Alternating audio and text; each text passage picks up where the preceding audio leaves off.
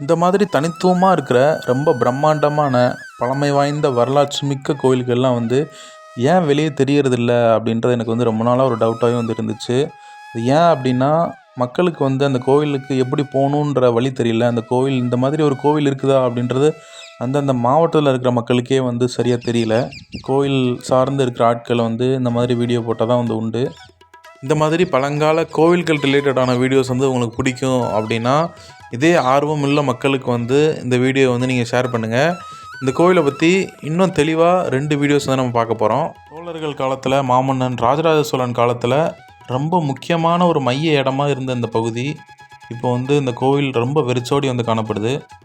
இந்த கோவிலோட தொன்மை, இந்த கோவிலோட வரலாறு, இந்த கோவிலோட சிற்பக்கலை, கட்டிடம், அப்புறம் இந்த கோவிலோட தல வரலாறு, இதை பற்றிலாம் நம்ம இன்னும் பேசவே இல்லை. அடுத்தடுத்த வீடியோவில் அதெல்லாம் பார்க்கலாம். இந்த கோவில் இருக்கிற இடம் திருநெல்வேலி மாவட்டம் பிரம்மதேசம்.